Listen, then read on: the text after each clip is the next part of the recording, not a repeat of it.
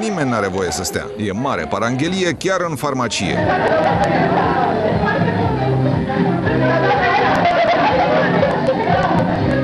Farmacistele nu pot fi oprite. Distracția este cu atât mai mare cu cât chiar șefa lor, diriginta, le întreține petrecerea.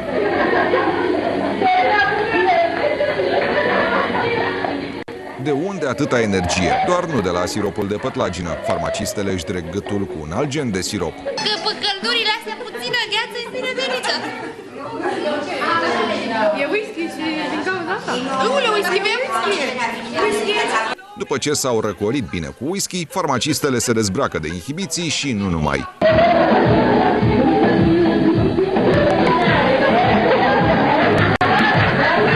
O petrecere reușită, ce mai? Dar vă reamintim, totul se întâmplă într-o farmacie. În farmacia Spitalului Colentina din București, mai exact, printre medicamente, în uniforme de muncă și, se pare, chiar în timpul programului. Cum de este posibil așa ceva, vă întrebați? Este nevoie de imaginație, curaj și un pretext. O aniversare, Crăciunul, o petrecere de bun venit sau pur și simplu un party spontan. Oricum, asemenea paranghelii în farmacia Spitalului Colentina au loc cel puțin o dată pe lună, susțin surse din interior.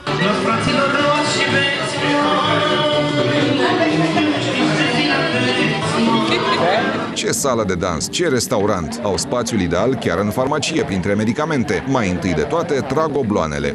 Apoi fac puțin curat printre rețete și pastile și așează platourile cu mâncare.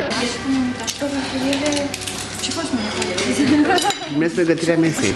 De n-ar fi medicamente pe teșghea, tăia roșiile în stil Julien, dar cașcavalul parcă are alt arom atunci când este feliat chiar lângă fiolele de algocalmin. Cât despre băutură... Și pe astea cum le mâncăm?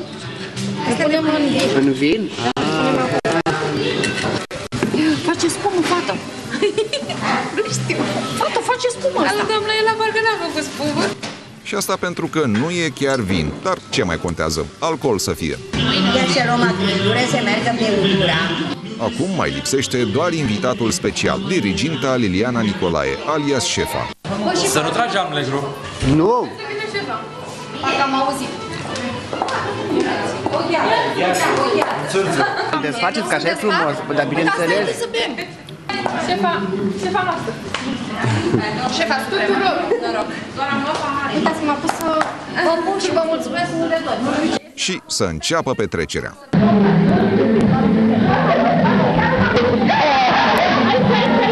O sticlă de șampanie la 15 oameni se numește consum de alcool. Cred că exagerați. Într-adevăr, se bea doar șampanie, și whisky, și vin, și bere, dar doar atât.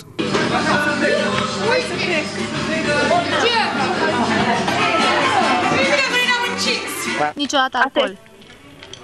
Mai mult o sticlă de șampanie nu cred că am servit vreodată.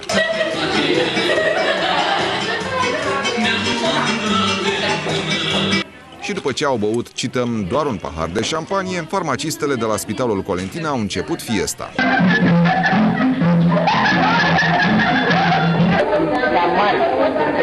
Imaginați-vă așa că programul s-a terminat și că este ziua uneia dintre asistente și vrea să-și servească colegele, că sunt în special feminin, când îi bărbați acolo.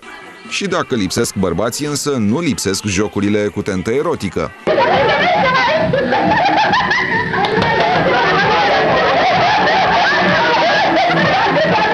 Chiar imagini unde se desenează tot felul de pornografii pe uniformele medicale.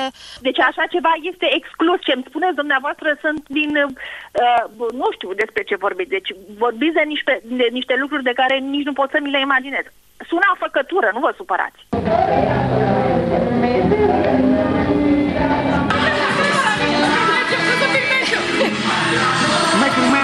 După aceste petreceri, însă, cel puțin mahmureala pare cât se poate de reală.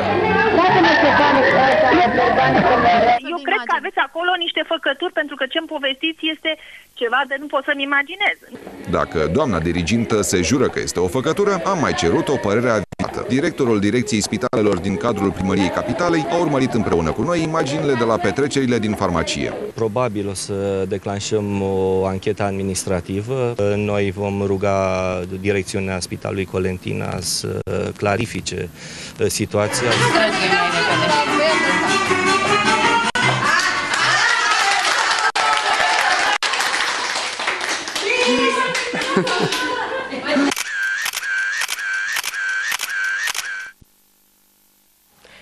Andreea Gheorghe a încercat să se afle cum se va termina totul, a stat de vorbă cu autoritățile. Andreea, bună seara!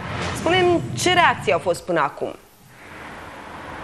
Bună seara, Sandra! Păi nu prea au fost. Am fost pasați astăzi de la un administrator la altul, de la o autoritate la alta. După atitudinea instituțiilor, nu ar fi de mirare dacă petrecăreții ar scăpa curați din toată această poveste.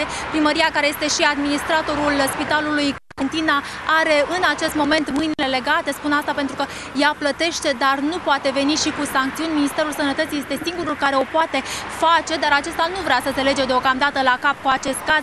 Reprezentanții instituției ne-au comunicat astăzi că nu este treaba lor să comenteze un chef într-un spital și că au lucruri mai importante de făcut, precum un program național de sănătate, și nu să comenteze incidente în urma cărora medicamente udate cu șampanie ajung la pacienții lor sau incidente în urma cărora asistenți din cadrul spitalului consumă băuturi alcoolice, după care merg să-și îngrijească pacienții. Cât despre șeful Spitalului Colentina, acesta nu a putut fi de găsit telefonic, el este oficial în concediu. Sandra? Andreea Gheorghe, mulțumim!